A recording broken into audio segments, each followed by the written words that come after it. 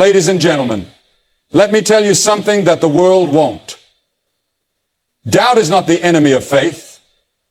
Doubt is the doorway, the hallway, the tunnel you walk through on your way to the light. You see, truth doesn't tremble at your questions. Truth stands up. Truth speaks. And when you're ready to listen, truth answers. And that, my brothers and sisters, is where the Quran comes in. Doubt is often seen as a weakness, a flaw in one's spiritual armor, something to be ashamed of or hidden. But in reality, doubt can be one of the most important parts of a believer's journey. It is not the end of faith, it is often the beginning. Doubt is the spark that ignites the search for deeper truth. It forces a person to confront what they believe, why they believe it, and whether their foundation is strong enough to stand against life's storms. Without doubt, faith is rarely tested, and what is never tested is never proven. Many people think faith means never questioning, never wondering, never hesitating. But real faith is forged in the furnace of questions, refined through fire, and purified in the heat of sincere seeking. And someone begins to doubt, they often feel they are drifting away from belief. But what's really happening is that they are stepping away from inherited assumptions and stepping toward personal conviction. There is a huge difference between believing something because you were told and believing something because you discovered it yourself. Doubt shakes the surface so that what is weak can fall away and what is true can remain. It pushes you to examine the core of your beliefs, to test them, to challenge them, and in doing so, to strengthen them. A person who has never questioned their faith might have something fragile. But a person who has walked through doubt and found clarity on the other side carries something unshakable.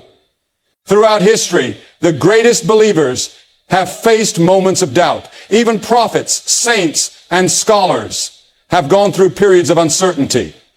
What made their faith powerful was not the absence of doubt, but their courage to face it honestly. They didn't run from their questions. They pursued answers with sincerity and humility. And the answers they found were not always immediate. Sometimes they came in quiet moments of reflection. Other times they came through intense study, tears, prayer, or deep contemplation. But the key was that they kept seeking. And because they kept seeking, they kept finding. Doubt becomes dangerous only when it turns into arrogance or laziness, when a person stops searching, when they choose to sit in confusion rather than rise toward clarity. But doubt that leads to searching is a gift. It is the mind's way of knocking on the door of the soul, saying, I need more than words. I need truth. It's a sign that a person is not satisfied with shallow answers or blind imitation. They want something real. They want something lasting. They want to know, not just follow. In this journey, the Quran plays a powerful role. It doesn't reject the doubter. It invites them in. The Quran acknowledges human questioning and addresses it with wisdom. Verses are filled with reminders to reflect, to ponder, to think deeply. The book doesn't force belief. It builds it. One verse says, this is the book about which there is no doubt, a guidance for those conscious of Allah. The irony is beautiful. A book that helps eliminate doubt welcomes those who come with doubt. It shows that Allah understands the human heart. He knows that faith is a process, not just a switch you flip. Sometimes the path from doubt to belief is short. Sometimes it is long. For some, it takes years of internal struggle. For others, it comes in one transformative moment. But regardless of how long it takes, that path is sacred. Every step you take in the direction of truth matters. Every question you ask with sincerity is a step toward the divine. Every honest doubt is an opportunity for a deeper, more rooted, more meaningful belief to grow. Faith that grows through doubt is strong because it has been tested. And what has been tested and survived becomes a foundation for life. The Quran is a divine response to the searching soul. It is not just a book of laws or rituals or historical records. It is a living, breathing guidance, tailored to the human experience, speaking directly to the heart that seeks, the mind that questions, and the soul that longs for truth. When a person finds themselves in a place of uncertainty, questioning their purpose, struggling with pain, facing the trials of life, or wrestling with doubt, the Quran does not shame them for their search. Instead, it meets them exactly where they are, with words that pierce through confusion and deliver clarity like light in the darkness. The Quran doesn't demand blind belief. It invites reflection. It opens doors instead of closing them. Its verses are filled with appeals to the intellect and the conscience. Do they not reflect? Do they not ponder? Do they not look at the sky, how it was raised? This is not the language of force. It is the language of invitation. The soul that is sincerely seeking will find within the Quran an echo of its own cries, and then the answers it didn't even know it needed. The Quran engages every part of the human being. It speaks to emotion, intellect, and spirit, addressing fear with reassurance, arrogance with humility, and despair with hope. The divine speech of the Quran is not limited to one time or one people. It transcends culture, age, and background. Whether someone is a scholar or a shepherd, a child or an elder, the Quran speaks to them in a way that only revelation can. It recognizes the struggle of the human condition, the pain of loss, the temptation of sin, the hunger for meaning, and it addresses each of those in the most profound and personal way. A person can read a verse they've seen 100 times, and suddenly, in a moment of need, that same verse will speak in a completely new voice, with a power that penetrates to the core. That is the miracle of divine speech. It meets the soul based on its condition. For the searching soul, the Quran is not just informative, it is transformative. It doesn't just fill the mind with facts. It reshapes the way a person sees the world, themselves, and their Creator. It turns despair into purpose and confusion into direction. Many people have picked up the Quran with skepticism or even hostility, only to find themselves moved by the profound beauty and wisdom within. Others have come to it broken, hopeless, or lost, and found verses that felt like they were written just for them. This is because the Quran is not a dead document. It is alive, timeless, and divinely preserved to reach every generation with the same urgency and relevance. When a soul is searching, it often feels alone. The world can be loud, but empty. People can offer sympathy, but not always understanding. The Quran offers something far deeper. It offers divine companionship. It reminds the reader that they were created with purpose, that they are not forgotten, that every hardship they face is known by the one who shaped them. It reminds them that guidance is not a privilege for the perfect, but a gift for the sincere. The Quran does not wait for someone to become flawless before it speaks to them. It speaks to the sinner, the doubter, the wanderer, and the broken, and it calls them back to their true self. There is a reason why the Quran begins with the words, "In the name of Allah, the most gracious, the most merciful." That mercy runs through every verse. It is a mercy that embraces the flawed, elevates the seeker, and softens even the hardest of hearts.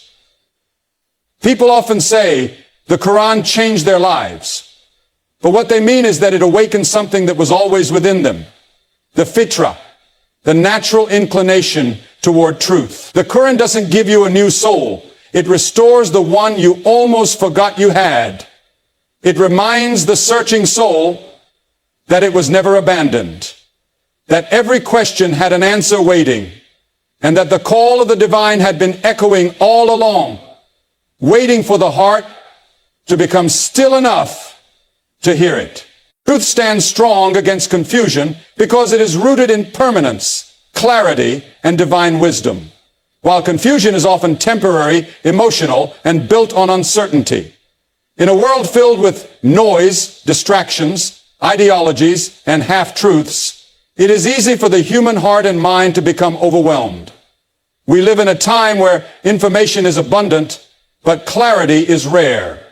People are surrounded by opinions, perspectives, and narratives, each claiming to be right. In this chaos, truth does not compete for attention.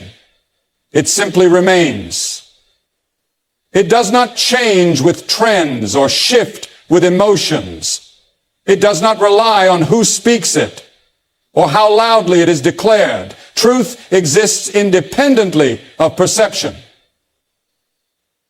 It does not need validation to be real. It simply is. The Quran embodies this kind of truth. Its message has not been altered, revised, or diluted since the day it was revealed. That alone makes it stand in stark contrast to the ever-changing voices of the world. When someone engages with the Quran sincerely, they are not stepping into an opinion. They are stepping into revelation. This truth cuts through confusion like light slices through darkness. It doesn't just add to the conversation, it changes the nature of the conversation. People who are lost in doubt, pain, or worldly illusions often find that the words of the Quran are the only ones that offer lasting peace, because they speak to the core of what is real. Truth in the Quran is not abstract or theoretical. It is deeply practical. It tells human beings who they are, where they came from, why they were created, and where they are going. It addresses the condition of the soul, the purpose of life, and the reality of death and accountability. While the world may offer momentary answers based on trends or emotions, the truth of the Quran stands firm across centuries, cultures, and crises. It doesn't speak only to the intellect, it speaks to the heart. And when a person's heart is open, the truth resonates not as something foreign or imposed, but as something familiar, as if the soul recognizes it. Because the soul was created to know truth, even if the mind takes time to accept it. Confusion thrives when truth is absent. It spreads in silence and grows in doubt. But when truth is spoken clearly and confidently, confusion loses its grip.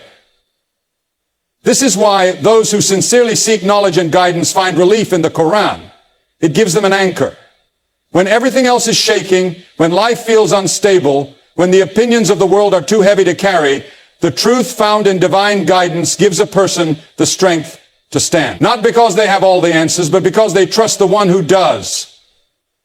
Truth by its nature doesn't need to attack falsehood. It exposes it simply by existing. The Quran states, and say, truth has come and falsehood has vanished. Surely falsehood is ever bound to vanish. That is the power of real truth. It does not need to shout. It needs only to appear. In every age, there are forces that attempt to redefine morality, truth, identity, and even God. These efforts may seem powerful, even convincing for a time, but they eventually collapse under their own contradictions. Lies are fragile because they are not built on reality. They must be constantly defended, repackaged, and justified. Truth needs none of that. It doesn't adapt to culture. It calls culture to rise to its standard. The more a person reflects on the truth in the Quran, the more they begin to see the world differently. What once seemed complex becomes simple. What once brought anxiety now brings peace. This is not because life becomes easier, but because truth gives a person the lens to see things as they truly are. Truth doesn't remove all challenges, but it removes the illusion that you are alone, lost, or without direction. Confusion may come and go. It may shake the heart and stir the mind, but it cannot endure in the presence of truth. Real truth does not waver under pressure. It does not collapse under scrutiny. It shines brighter the more it is examined. It grows stronger the more it is embraced. It humbles the arrogant, uplifts the broken, and guides the sincere. When a person finds that truth, not only do they find clarity, they find strength. Because to know the truth is to know the one who revealed it. And in that knowing, confusion loses its power. Faith is strength in the storm because it gives a person something unshakable to hold on to when everything around them is collapsing. Life is full of uncertainties, struggles, losses, and tests that can shake even the strongest person. Storms in life don't ask for permission before they arrive. They come suddenly through illness, heartbreak, financial loss, betrayal, fear, or failure. The winds of hardship blow fiercely, and the rain of pain pours without mercy. In those moments, what matters is not how much knowledge you have, how much wealth you own, or how much status you carry. What matters is what your heart is anchored to. And when that anchor is faith, the soul can remain steady even when the world is spinning out of control. Faith does not mean the absence of fear. It does not mean pretending everything is fine or ignoring the reality of hardship. Faith means knowing that even in the middle of chaos, there is a purpose. It means believing that the storm you are going through is not random, not meaningless, and not unnoticed by your Creator. Faith gives a person the inner strength to endure pain, not because the pain is small, but because the presence of God is greater. When you have faith, you are not relying on your own limited strength. You are drawing from the limitless strength of the one who created the heavens and the earth. The Quran is filled with stories of people who faced unimaginable storms yet remained firm because of their faith. Prophet Ayub, Job and Kala, Job's wealth, his health, and his family, but he remained patient and faithful. He didn't understand the reasons behind his suffering, but he never stopped turning to Allah. His story teaches that faith is not just about good times. It's proven in times of hardship. When everything is taken away and a person still says, I trust in my Lord, that is real faith. It is in the dark, stormy nights of life that the light of faith shines the brightest. Anyone can be grateful when life is easy, but it takes deep faith to be calm when nothing around you makes sense. Faith reminds the heart that no storm lasts forever. It may be fierce, it may be long, but it is not permanent. The Quran says, verily, With hardship comes ease. This is not just a comfort, it is a promise. Faith teaches that for every difficulty, there is a divine wisdom behind it, even if it cannot be seen in the moment. It assures the believer that there is something to be learned, something to be gained, and a version of themselves that will be stronger on the other side of the test. Sometimes the storm doesn't change your circumstances. It changes you. It refines your character, deepens your trust in God, and draws you closer to Him in ways that comfort never could. There are moments in the storm when doubt creeps in, when the pain gets heavy and the silence feels too long. But faith whispers, He is near. It whispers, He hears you. And in that whisper is the strength to stand one more day, to breathe one more time, to pray one more prayer. Faith does not always take the pain away, but it gives it meaning. It gives the believer the ability to say, even if I do not understand, I will still believe. That kind of strength is not something the world can offer. It doesn't come from motivational slogans or temporary distractions. It comes from knowing that you are in the hands. The beauty of faith is that it grows stronger in the storm. While fear can paralyze and despair can drown, faith lifts the soul above the waves. It allows a person to walk through fire and still have peace. Not because they are strong on their own, but because they know who holds their heart.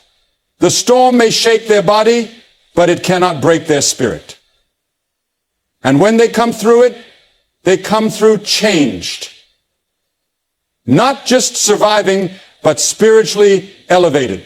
Faith does that. It turns the storm into a stepping stone and transforms pain into purpose. Transformation comes from belief and submission. Because true change in a person's life is not just about outward actions or temporary resolutions. It is about a deep inner shift that happens when the heart surrenders fully to a higher truth. Belief is the foundation of transformation. Without genuine belief, any attempt to change is superficial and often short-lived. But when belief takes root, when a person truly accepts and internalizes the truth of the Quran and the existence of a compassionate creator, their entire worldview begins to shift. This belief is not just intellectual agreement. It is a heartfelt conviction that moves the soul and reshapes the way a person understands themselves, others, and the purpose of life. Submission follows belief as its natural consequence. Submission means surrendering the self-will to the will of God. It means recognizing that we are not the ultimate controllers of our destiny and choosing to trust in the wisdom and mercy of the divine. This act of submission is not a loss of freedom, but a gaining of true freedom. The freedom to live without the burden of constant doubt, fear, or resistance to reality. When a person submits, they accept that the path laid out by the Quran is not a set of burdensome rules, but a guidance designed to lead them toward peace, purpose, and fulfillment. Submission turns belief into action. It turns ideas into habits, intentions into character. The transformation that comes from belief and submission is profound because it reaches the core of who a person is. It changes the heart, which in turn changes the choices they make every day. Before this transformation, a person might live under the control of impulses, societal pressures, or past wounds. But when belief takes hold and submission follows, they begin to live with intentionality and accountability. Their values shift from self-centeredness to God-centeredness. Their priorities change. What once seemed urgent and necessary may lose its importance, while what once seemed difficult or sacrificial gains new meaning. The Quran emphasizes this transformation repeatedly. It calls on people to turn to Allah in repentance and promises that those who do will find themselves renewed, cleansed, and elevated. Repentance is not just about feeling sorry for mistakes. It is about turning away from what harms the soul and turning toward what nourishes it. It is the beginning of submission. Through sincere repentance and submission, a person is not stuck in their past, but is invited to move forward with hope and strength. This process is continuous, a lifelong journey rather than a one-time event. Each step taken in faith and submission deepens the transformation. Many people experience this transformation as a shift from despair to hope, from confusion to clarity, and from weakness to strength. They find new purpose in their lives and new resilience in their struggles. The burdens that once weighed them down feel lighter because they are no longer carrying them alone. They learn to rely on God's guidance and mercy. This does not mean that life becomes easy, but it means life becomes meaningful. Challenges become opportunities for growth rather than reasons for giving up. The transformed person faces trials with patience, knowing that every difficulty has a lesson and a wisdom behind it. Transformation through belief and submission also brings inner peace. The heart is restless when it is divided, but submission unites the soul with its Creator. This unity brings tranquility. It brings a deep sense of security because the believer knows they are held by a power greater than any hardship they face. This peace is unlike anything the world can offer. It is not dependent on circumstances, wealth, or status. It is rooted in the certainty of God's love and mercy. The transformed believer walks through life with confidence, humility, and gratitude. Qualities that radiate outward and inspire others. This transformation is visible not only in how a person feels, but in how they act.